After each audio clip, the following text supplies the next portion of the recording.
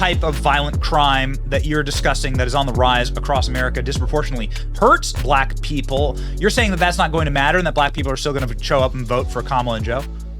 Unfortunately, yes. I mean, look at the schools. Schools are near the bottom. 13 public high schools in Baltimore, 0% of the kids can do math at grade level. They're all located in the inner city. There are 53 government schools in Chicago, all located in the inner city. 0% of the kids can do math at grade level. Yet Democrats, like Leming, go in there and pull that lever for the Democratic black voters, rather, like Lemmings, go in there and pull that lever for the Democratic Party. You tell me what that is. Look at the crime. The crime is hurting black people and brown people more than anybody else. Accusing the police of engaging in systemic racism is causing them to pull back.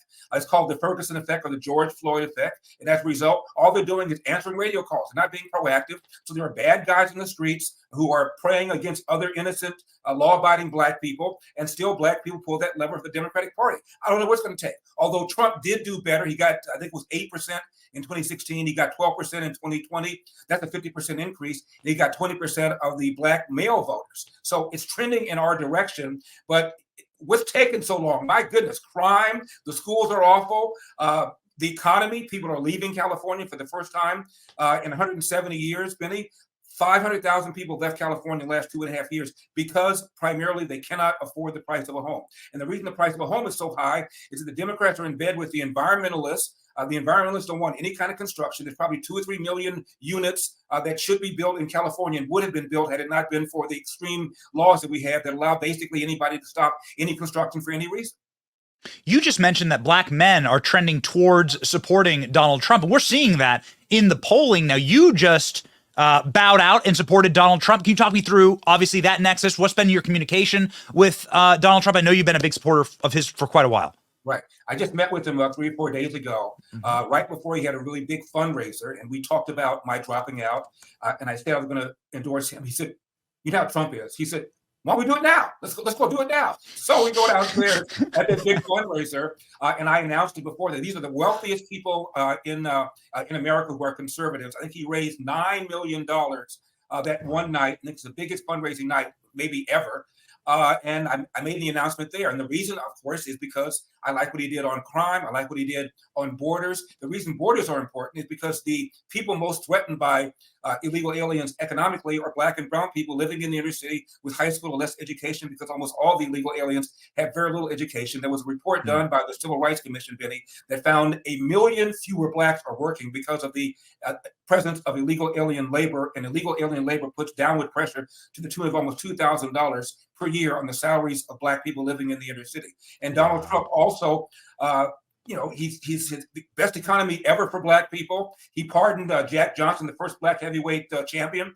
And by the way, even Obama didn't do that. He commuted a sentence of a woman named Alice Johnson, who got a very long, nonviolent criminal sentence. If this is racism, he needs to go back to racism school. Well, we have a very interesting clip here from the weekend, big time college football weekend. There were a lot of parties. One of them had Waka Flocka, who is a pretty popular rapper, and he led a Trump 2024 chant at his concert. We have a clip of it here. I'd love to get you to react.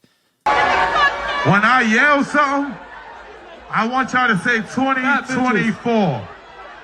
When I say the word, say 2024. You ready? Y'all ready? Yeah.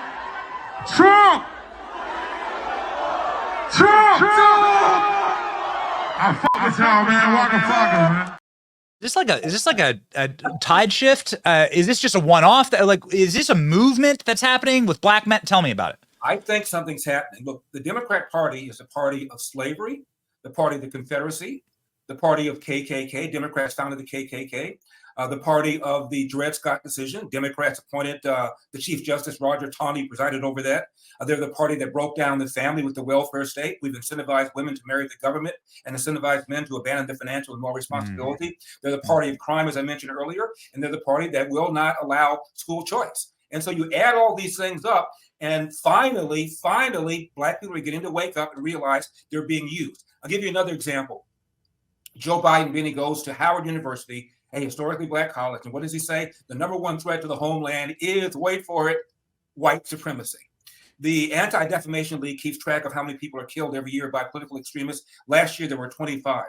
out of the over 20,000 homicide victims. You want to play that game? Most homicide is same race homicide. Most whites who are killed by other whites. Most blacks who are killed by other blacks. However, every year there are about 750 interracial black-white homicides. 500 white people are killed by blacks, even though blacks are just 13% of the population. 250 blacks are killed by whites, even though whites are 60% of the population. Now, if you wanted to play that game, if Donald Trump went to a university and pointed this out and said the number one threat to the homeland is black supremacy, you and I would denounce him as a race hustling demagogue. But Biden does it, it's not a problem. And I just talked about homicide, non-homicide violent crime between blacks and whites, roughly every year, 600,000 such instances. 85 to 90% of the time, it's the black per white victim, only 10 to 15% the other way around. Now, if I cited those stats and I said the number one threat to the homeland was black supremacy, I would be denounced and should be denounced as a race hustling incendiary. But Democrats like Joe Biden do this all the time and they get away with it. And our side does not fight back hard enough. So it is absolutely astonishing, the numbers that you just brought up there. And the homicide rates, of course, are skyrocketing. They've skyrocketed, shockingly, after the BLM riots, after the BLM fraud that was perpetrated on the American people. Where did the $90 million go? Nobody knows. Nobody knows. Mansions in Canada, I hear. But nonetheless, you've seen actually the rise in black homicides like skyrocket after the BLM riots and after the the entire George Floyd narrative was spun. And it was a narrative because the autopsy revealed that George Floyd died of fentanyl. Yeah. The official autopsy was released and ping pong balled around quite a bit. This happened last week. I was hoping to ask you about it. I know we only have a minute left, but your thoughts on the last 3 years, has that been good or bad for black Americans? They've been bad. And regarding George Floyd, remember the lead prosecutor was a black man. And he took pains to argue, Benny, in his opening statement, that the police in general were not on trial. In fact, he said flattering things about cops. He said the Minneapolis PD in general is not on trial. He mentioned some of the people he knew in the department, and he admired them. He said this individual is on trial for what this individual did or didn't do. He never even implied that what Derek Chauvin did had anything to do with George Floyd's race, and Chauvin was never charged with a hate crime. Yet you have all these protests in America for 4 months, 25 people killed, 2,000 officers injured, $2 billion in insured property damage, all because of a false narration that what happened to George Floyd had to do with his race when there was zero evidence. However you feel about what the officer did, there's zero evidence that what the officer did or didn't do had anything to do with George Floyd's race. This is what Democrats do, and it got people killed. And property values go down. Businesses don't want to start there. And then they want to whine about the wealth gap. Who created the wealth gap? You did, by the welfare state.